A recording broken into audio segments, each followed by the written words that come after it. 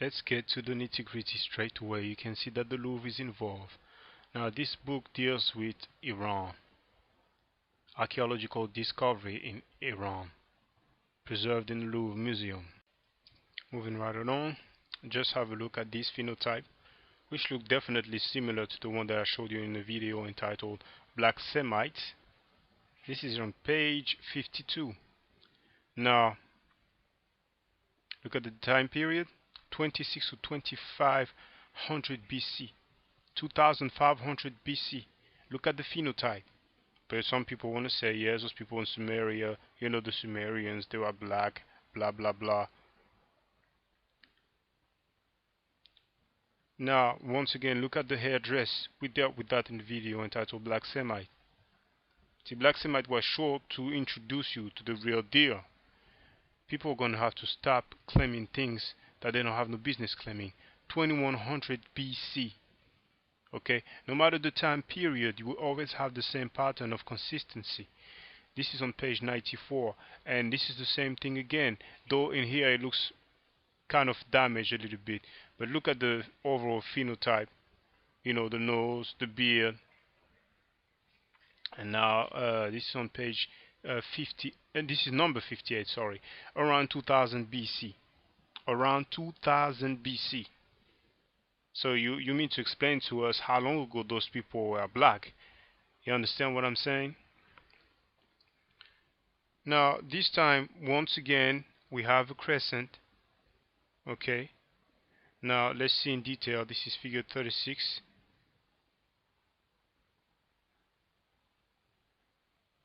20th century, basically 2000 BC. Okay. Now, this is small, so even though I try to zoom in, you won't be able to see it properly. But the symbolism of the crescent moon is there consistently as usual. So we move into another page now. You can see the headdress again. This is page 113, and what do we have? Once again, a crescent. Headdress again. This is a pattern that is extremely consistent from thousands of years ago to more recent time.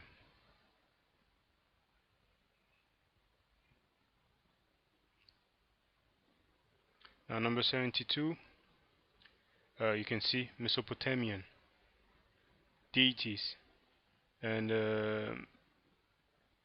well, around the 18th, between the 11th, I think he said 11th and 18th century BC. I kind of missed that, but these were Roman letters, so you can get the pictures.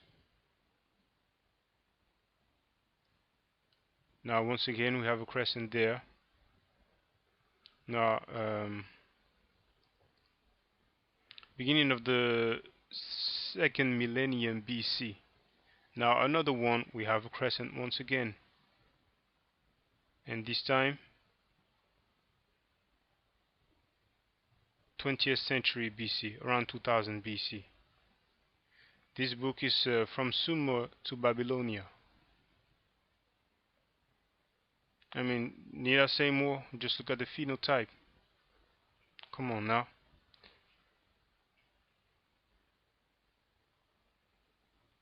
Okay, so let's see what it says there. What does the legend say? The statue, chief of what? Around 2700 BC. Okay, we don't need to read out everything. What matters the most is name, dates, and places. Now look at this. Don't they look exactly like the standard of ore that I showed you? I mean, look at the phenotype. It's just obvious. It's easy to claim these were black, those were black, because such and such scholars said that they were black. We do with archaeology. We go to the primary source. We go to the records. 2400 BC, 2400 BC. So now, I don't even need to speak for this one. Number 38. What does it say there? Oh, this is much more recent though. This is about 800 BC. Much more recent, really. However, you notice the phenotype don't change, because some people want to claim that the stuff that's recent, you know, they got conquered and so on, And but back then they were black, but we're dealing with back then. I think 25. I mean, look at the time period there, 29 to 2300 BC. Look at the phenotype. They're talking about the eyebrows. Many black people with eyebrows like that. Look at well, look at many black people with noses like that. I just hurt my hand. That's all. It hurts. Now look again. Now what about the date? Around 2700 to something to 2400 BC. 2400 before the Common Era.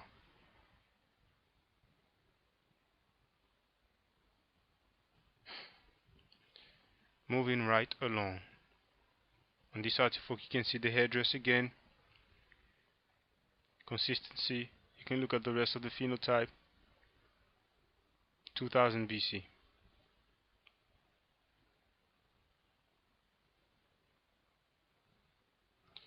So-called Black Sumerians.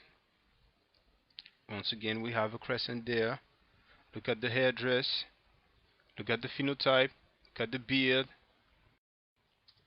Now, this gets interesting because you can see that it tells us that it is the Kassite era between 1500 to 1100 BC. And some people claim that the Kassite were actually white. They were white people that invaded a certain area of this Near Eastern area, this Levant, Mesopotamia, whatever. But compared with the one that I showed you earlier and the one that I showed you in the video, Black Semites, and all the ones you've seen so far and that you will see, this is Neo-Sumerian era, around 2100 BCE, and they look exactly the same. So it's very easy for people to make claims, you know what I'm saying, with linguistic and name of tribes and people. But when we go to the artifacts, it tells us another story. So now we're dealing with Mari. Now you will see what Mari is. I will show you inside of the book. It's around the Euphrates. You can see it's written is similar in French and in English for this word. Now look at this. That's where you have Mari. Basically, it's around Syria. Okay. There you go, you have Syria there, and then you have the site of Mari. So this time period that we're going to have a look at now is just written there around between 2500 to 2250 BCE. So this is the one there. Okay, just have a look there. Well, before that, just look at this one, but this one is not, it's not in full. Some part missing, but it's still pretty obvious. But there's going to be plenty more. This one looks more proper. You understand what I'm saying? I mean, to me, they all look alike, but I guess some people are going to try to find something to say. It's up to them. But now we're going to get some more close up. You will notice that they really definitely look like the standard of ore that I showed you. Look at them. Look at their phenotype. You mean to tell me these are black people? You mean to tell me these are black Semites? Look at this. There's so many of them. There's so many. I mean, look at this. It's like the same family. But you want to claim black Semites? People, wake up. It's only so long for one can pretend. Look at, I mean, come on now. I don't even need to give no description. It just speaks for itself. Linguistic acrobatic cannot stand against the records. The records are the evidence. You have some more there. Okay? And remember the time period between 2500 to 2200 BC. So you mean to tell me that the black Semites were conquered by white people so long ago? Look at all the phenotypes. It's time to wake up, people. It's time to wake up. If you deal with these archaeological records and reports, you will see that many times when it comes to ancient cities, they really many times they use the Bible and try to find name of places or name of people, and when this homonym words that sounds the same, they just want to make a correlation. But that's another debate. I just wanted to throw it out there. You can see all those people again, your so-called black Semites which are obviously white. They have the same phenotype. Realize that we are dealing with several different areas of the Levant, of the ancient Near East, of Mesopotamia, at several different time periods, ranging from 2500 to 2000 to even 1500 BC, and they always look alike, all to the time of 800 BC. Up to the time of today, up to today's time, it's always the same. There, it should be obvious there. You understand? There's plenty more. Don't worry. There will not be any more doubt. Not anymore. You have a whole bunch here. You're embarrassed with the choice. You just don't know which one to choose. I think you've seen those eyebrows. If you really want to be black Semites, then I suggest you go and have your nose done so you can look similar to them. This is the people you idealize. This is the ideal for you. This is supposed to be the forefathers of your patriarchs. There. Look at this. You understand? It's been nice. It's been nice. It was a niche. Come on, look at this one. It was a niche. It was a means of people to do some linguistic acrobatics, to tie themselves to foreign belief system, because you uphold their literature so much that you call their literature holy. This is still the same book now. Hold on. Okay. Now with the head of the bull, we'll deal with that another time, but it's from the temple of Ishtarat. Now you can look at this artifact right there. Look at this one as well, or also that one. Whichever one you want to choose. Maybe this one. He really looks like a black Semite, don't it?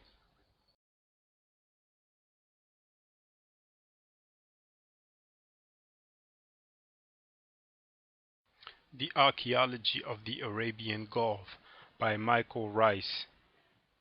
This is on page 220.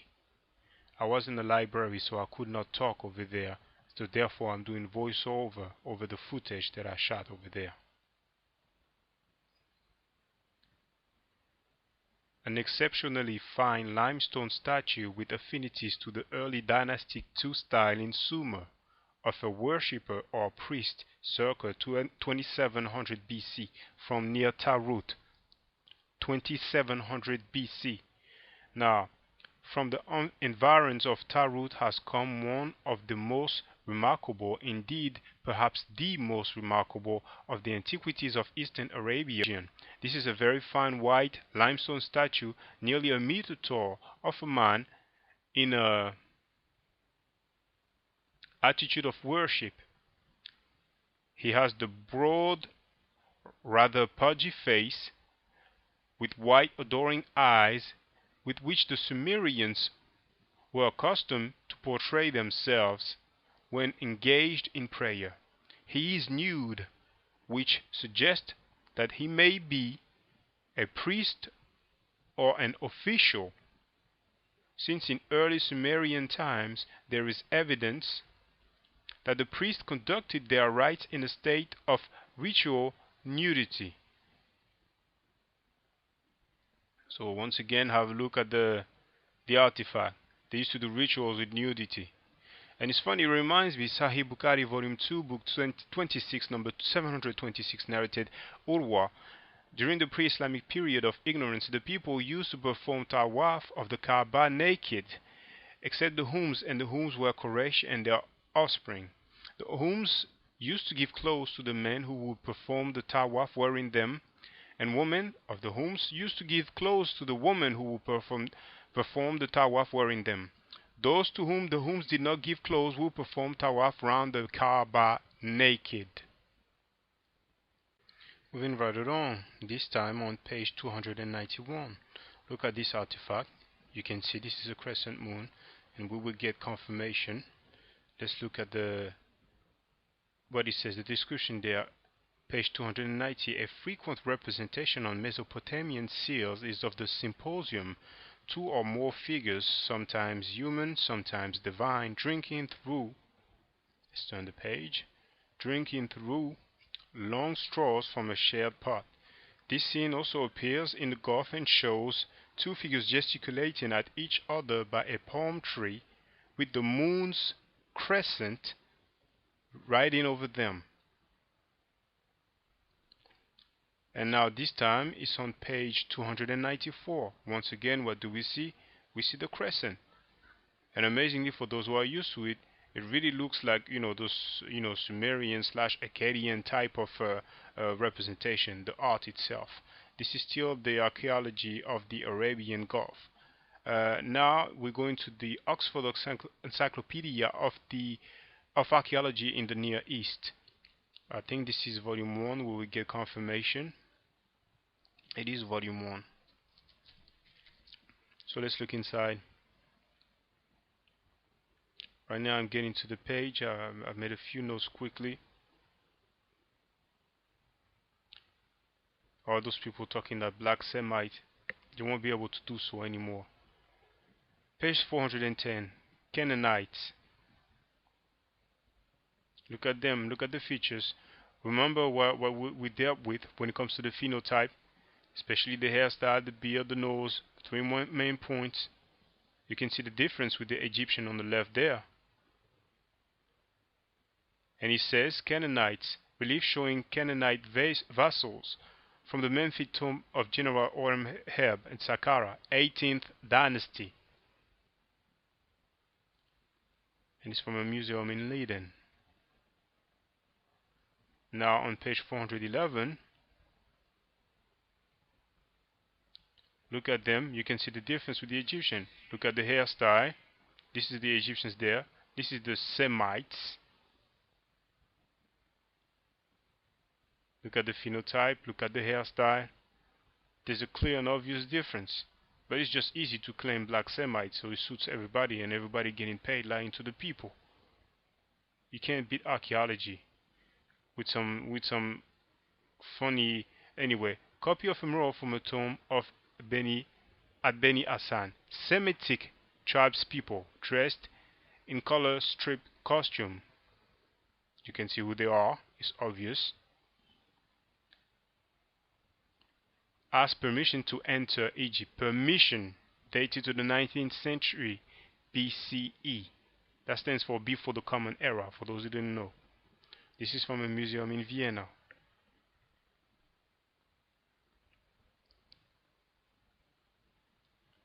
Now, Canaan was ruled by Egypt from at least the time of Thutmose III, early 15th century BCE. Although Egyptian control of the province was sometimes very loose. Now, the Oxford Encyclopedia in the Ancient Near East, Volume 3. Now, this time we are moving to page number 406. Malian, site located in Fars Province, Iran.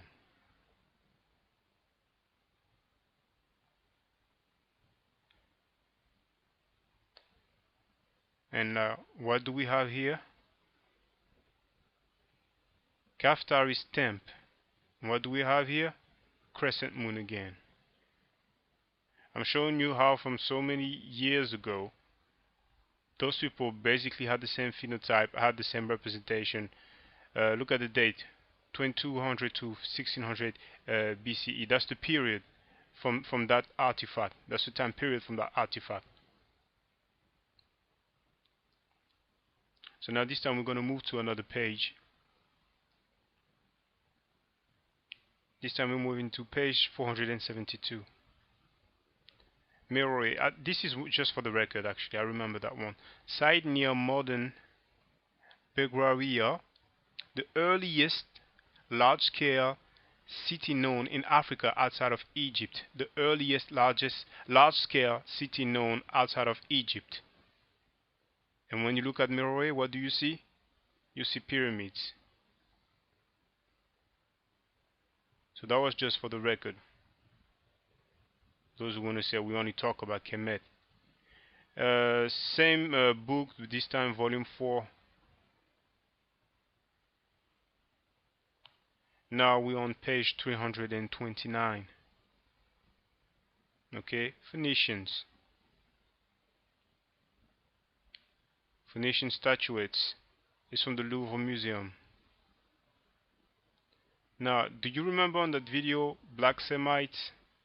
Do you remember the headdress?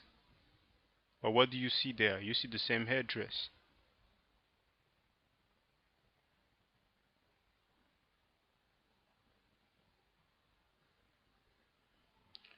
Now, we're moving to another page. I'm going to tell you the page number in a minute. Well, first the artifact. I mean, you have, I don't know what. You have horns. I mean, this is like, just look at the phenotype. Look at this nose, man. Three-horned goddess. This is a goddess. This is your Semitic goddess. Anyway, this is page 290. And this site is located in Israel, basically. Once again, take a look at your goddess. Now, same compilation, but this time volume 5. Let's have a look at this artifact right there. Something we're going to get used to, because if you listen to people, you'll think it's a rare occurrence. The camera will adjust in a minute. There we go. This is self-explanatory. Once again, a crescent moon. We are gonna see where exactly this is from. I mean, let's see the description. Now, Timna, okay, site in Arabia. They tell you where it's located, but what's interesting is there. It was the capital of the kingdom of Qataban, one of the 5 kingdoms in pre-Islamic South Arabia, which included Saba, biblical Sheba. Moving right along still. This is also self-explanatory. We have the crescent moon once again. This is a stela erected by Ur-Nammu, dated to the 3rd dynasty. So we're trying to find out what dynasty they're talking about. We're going to have an indication about the date. So there they tell us, although much of the city has been destroyed in about 2000 BCE. So that gives us an idea of the time period. Now we are dealing with a book called The City of Ugarit. Ugarit is around Syria.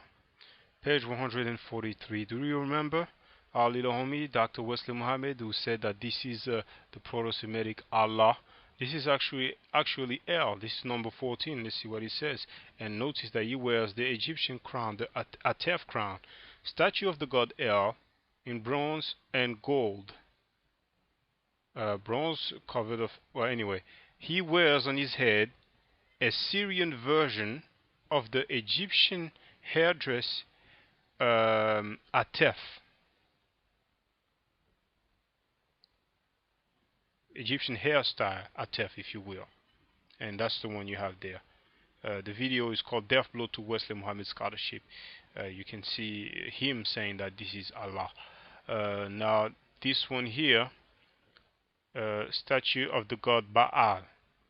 So we have the god El. This was found with number 15. So this statue of El was found with the statue of the god Baal. So you can see how we know they were worshipping El and Baal. You remember that hairdress? Consistent pattern once again. Now another book, this time it's in English, The Archaeology of Ancient Israel. Ooh, statue of Black Semites from Jericho. I don't know what to tell you. Anyway, let's deal with the other ones.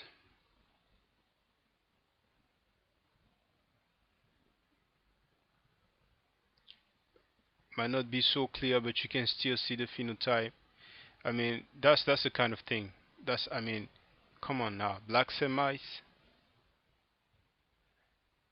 This is from Jericho as well. Now, The cylinder seal is of Mesopotamian origin and came into use into the land of Israel in the beginning of the third millennium, following the establishment of close cultural ties with Syria, particularly in Middle Bronze area. There was a flood of cylinder seal import from Syria and Mesopotamia. So you can see all these areas that we're dealing with, and we see the crescent once again. And we have it there also, the crescent. Look at the phenotype, the beard, and so on. Now this time, archaeological dictionary of I kind of missed the title, to be honest with you, but anyway,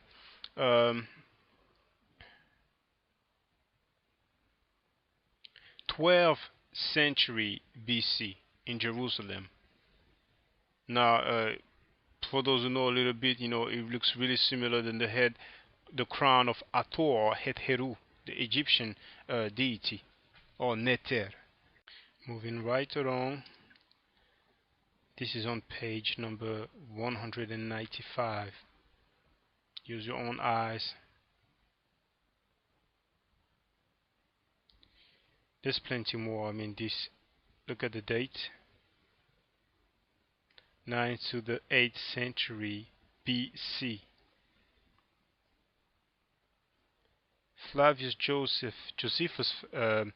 Josephus, this is one guy, it's page 207, that's always many times, often mentioned when it comes to the historicity of Jesus. But look at the date. He was born in 37 AD.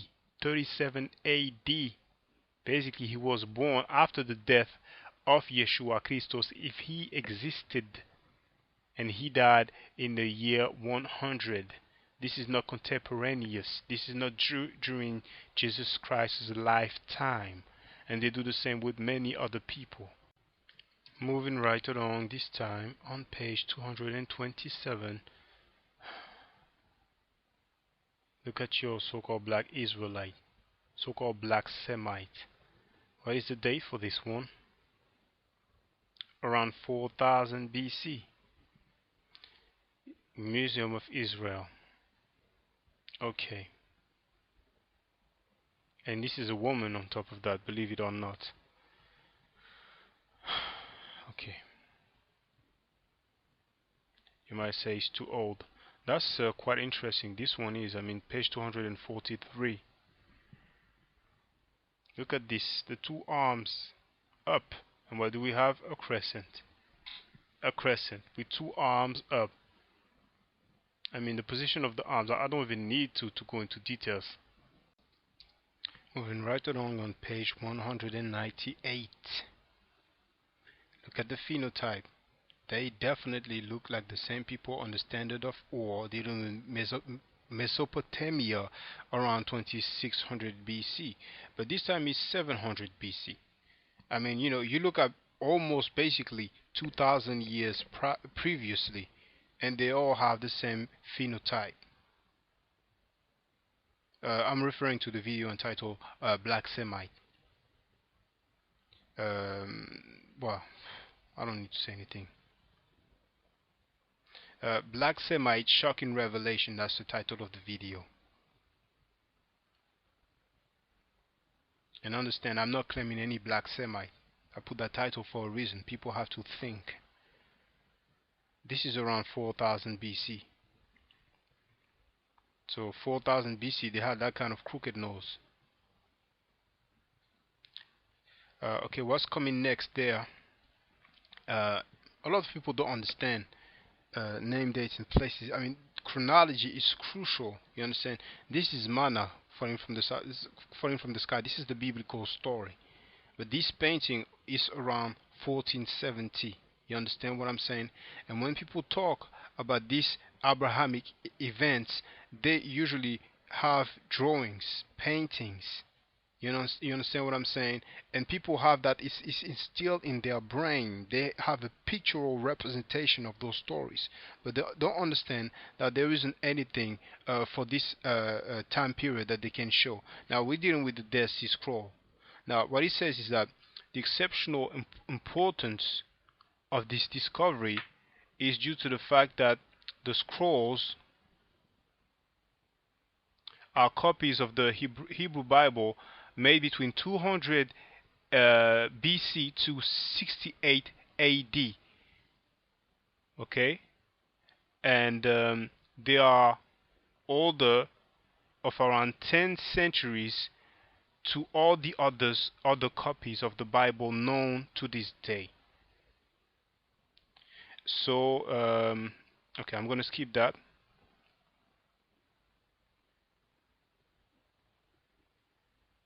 So we know indeed that the text of the Bible started to be officially established around 90 BC, and they were not definitively fixed to the point of linguistic by some scribes, Jewish doctors, I'm sorry, adding vowels and signs of punctuation around the 7th to the 8th century.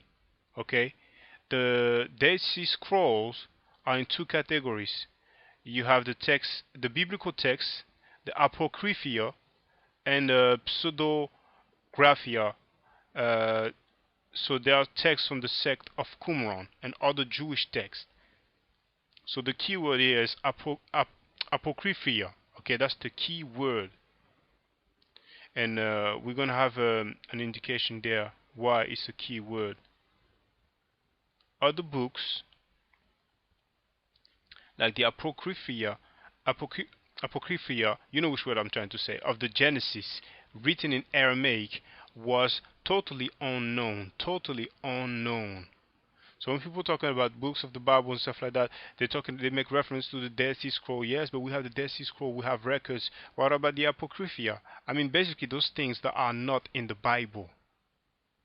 Picking and choosing. You pick one thing, you leave the rest. That's the way it is. And now, moving right along. Hold on. I would either show the page, and I remind everybody looking that I was in the library, so I could not talk over there, so I shot the footage, and now I'm doing voiceover on the same day that I shot the footage. I shot it earlier this afternoon. Oh yes, this is about the House of David. I remember page 271, I think it was, but you've seen it anyway, and you're gonna read what it says. Now it's around 9th century BC. Okay, it's Aramaic, you know, because people talk the Hebrew, but you know, House of David, Beit David, but you will see what they say. Hold on. Turn the page for the description.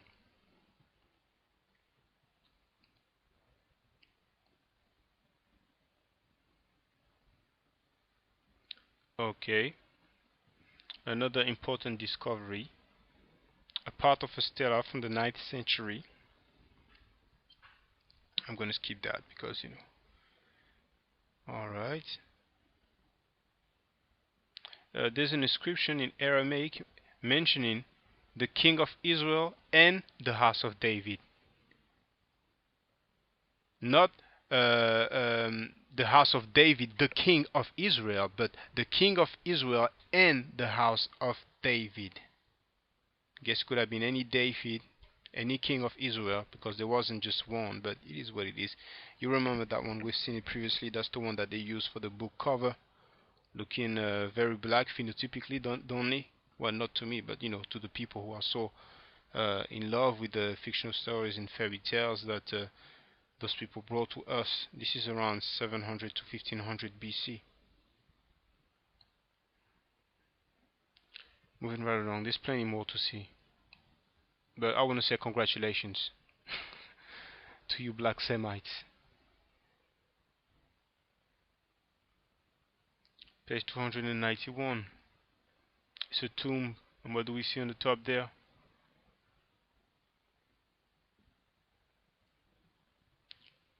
Israel, this area at some point was ruled by Kemet, by Egypt. Okay, yes. Let me see if I'm gonna get to read what it says. But this looks very nice, doesn't it? Looks very nice. But what is it? It's a reconstruction, a modern reconstruction of the city of Jerusalem. So you might have some magazines dealing with archaeology. They'll put that on the cover. They share those pictures online. But the reality is this. That's how it looks like. That's God's chosen people's town. That's the condition, and you can compare that with many other ancient places, and I know some of you might say, well, it's not the condition of the buildings, it's the word for which we don't have no original. Page 294. Now, this is in Aramaic once again, and it says Jesus. This is 100 century AD, at the time where Josephus died, and he was in Aramaic. You understand? So it looks like Aramaic is much more important than we thought. But just some food for thought, like they say. Now back to the phenotype of the so-called black Semites. Yeah, definitely look black. Definitely look black, don't he?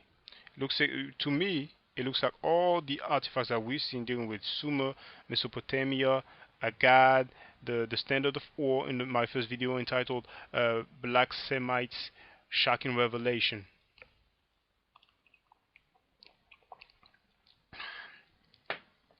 Okay, now Jehu, king of Israel, bringing tribute to the Assyrian king Salmanassar III. This is in the British Museum. Okay, Kala Nimrod. I don't know why they put Nimrod in brackets. So basically, I assume that these, are the Israelite, because those people look Assyrian to me. I mean, especially the one in the front. But the thing is that I want to say congratulations, because no matter who is who, they really look alike. Besides the guy with the long beard and the way he's dressed, you see this, you know about the area Zoroaster, all the symbolism, and this here, I think is it Alexander? We will see who he is anyway. He's coming, won't be long. But look at the phenotype, because the reason why I'm showing you this is just to show that it looks the same. Okay, this is, yes, Alexander the Great. So look at his phenotype, which looks really the same as the so-called, there we go, we're back again, the so-called Israelites, the so-called black Semites. I mean, it's clear, it's obvious these are white people. It's very nice and easy to say, well, everybody was black, so all these people are black. At one point, did they all become white like that? We seen that 2500 BC, they had the same phenotype. When did it change? When did it all change? You all confused. This is growth. This is a new era. The elders, I guess, I don't know. I can't speak for them. I speak with facts. No. Oh, I'm pretty sure these are Canaanites. And we would have the description. But look at the phenotype. Look at the hairstyle. Look at the nose. Look at the beard. And many times they have that little, I don't know how to call it, but that little thing around their hair as well. When you deal with archaeology, it gets it becomes easier for you to make a distinction. This is Kadesh attacked by the army of Seti the First. Okay, and there's an inscription that says the country of Kadesh and the country of Amuru. Amuru, I think some people are going to do some little fence riding claiming, but look at your Amuru. Any word that has a M, you know how it is. You know what I'm saying? They're going to claim it. The phenotype is obvious, it's clear. All through the years, the age, the centuries, the millennia, it's always the same. Now, haven't you ever seen a depiction of some Egyptian and it looks like they had some blonde hair? Now, I'm not 100% sure it's that one, but I think it might be that one. But if you do a little close up, which shall we do in a minute?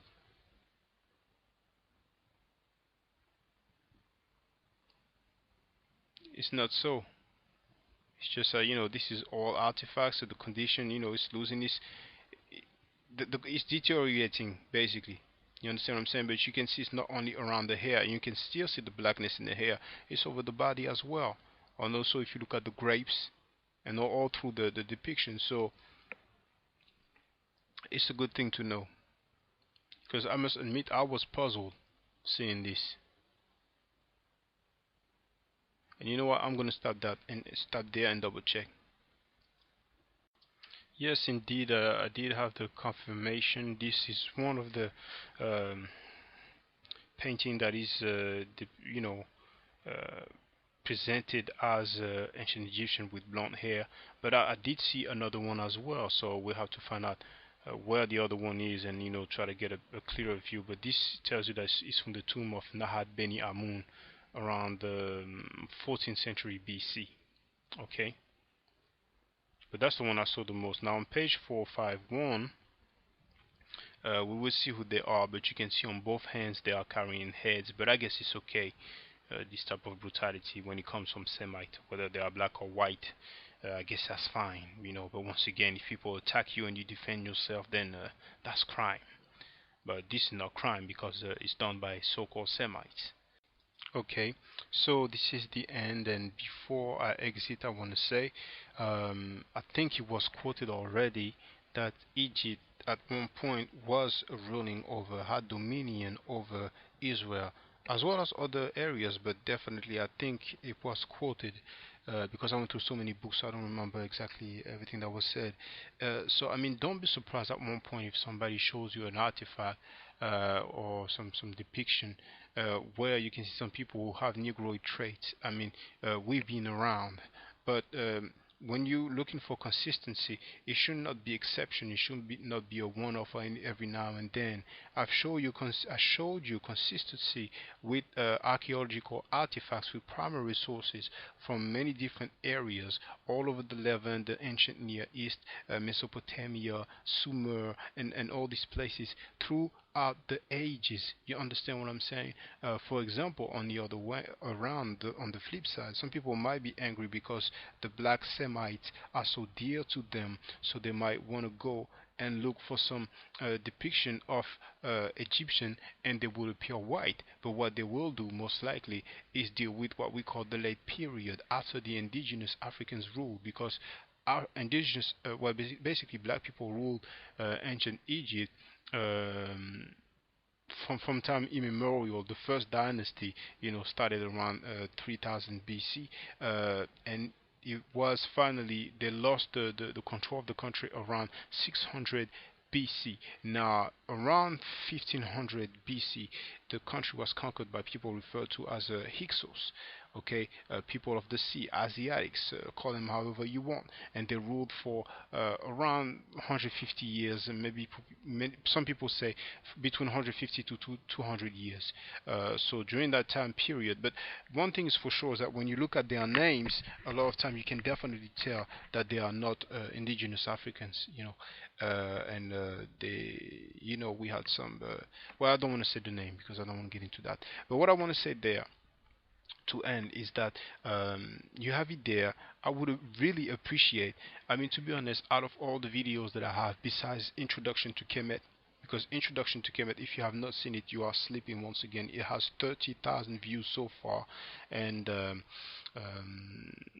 really out of all the videos, I would like you to share this one definitely, because people for so many years, for so long, have been writing and claiming this people, claiming that people, talking about we were there, we were here, this is us, this is our history, and there's a few indication here and there about languages and about deities that those people used to worship, and you get a better a clearer picture. I hope so. Really share this video, add this video to your favorites. This video is called White Semites Black Awakening, the most important video on ethnicity of ancient people. Black people claiming white culture is as sad as whites claiming ancient Egypt. You can spread the truth and help liberate the minds of the masses. So once again, add this video to your favorite, share this video, go and see ancient artifacts for yourselves in museums to get familiar with them. Remember name, dates and places. Now when we're talking about proof, records are much better than evidences. You will read book, they'll say we have evidence of this, we have evidence of that. They don't tell you what the evidence are, and many times homonyms, many times just names from this literature. But this is another debate. Evidence can be a very loose term. Records, we know what we're talking about. That means we have an artifact, no matter what it is, and there's some writing on it, no matter what language it is. You understand what I'm saying? Subscribe to my channel or my channels, because I have several, and make sure you visit afrostudy.com/English. You have the address in blue, you cannot miss it. I don't argue, I state facts. If you are not part of the solution, you are part of the problem. If you teach that black means death and Africans are living a jungle life, you are part of the problem. Whether it is your lesson, whether it is allegory or not, you don't have no other people who teach. For example, you don't have no Chinese saying that Chinese means death. You understand? It's only black people on that kind of foolishness, and then they want to act like they don't know why we don't get forward. Actually, they act like we don't get forward, we don't move forward because we don't have the same spook ideologies that they have. And on another note, if you allow me to refresh myself by drinking. This video was long, it was 40 minutes so far. And I had a lot of editing to do, but you know, I don't want you to cry or feel sorry. I was just saying for the record. Nobody forced me to do that. Many people say, for example, we have to do like the Jews, or we have to do like so and so. You know, you're talking about people who have three main things in common: a language, a culture / history, and a religion. When you look at black people, we are all over the place. We are all over the place. Okay.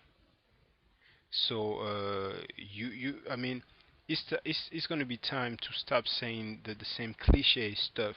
Just like I said previously, when people say, well, when the police stop you, they don't look to see if you're Christian or Muslim or Hebrew, they see a black man. You're going to have to stop with the cliche, lame, little homie, kindergarten, neophyte sayings like that. You know what I'm saying? We want progress. We want progress. Okay? And no Africans are living a jungle life. Black means death. The root of civilization is everywhere except Africa. Okay, I know what they're gonna say. They're gonna say undeniably, but forget about that. I'm not just. You see, I mean, it's funny that there's people who claim to be so deep into the black thing, talking the black stuff, are the people who have the most negrophobic and anti-African teaching. To go as far as, you know, our phenotype, our hair. We didn't have kinky hair. That thing kills me. You understand what I'm saying? But once again, I talk about many things, but this is really incredible. And funny, I read somebody saying that, you know, when dealing with Wesley Muhammad, him talking about the quote, you know, I mean, it's not a quote, it's a video, but you know, I call it the quote for the sake of argument. Talking it in the garbage can, throw my art in the trash can, throw Amin Rad Islamic, he got away. Also, a groupie writing that, you know, that was misquoting. You know, he's still surprised that we're still pushing that misquoting. You will never cease to amaze me. You will. I mean, I wish you guys would go and post comments on my video so people can see your mentality. People need to see that. So once again, my name is Shaka Ndugu Kemet. I don't argue, I state facts. If you are not part of the solution, you are part of the problem. I'm out.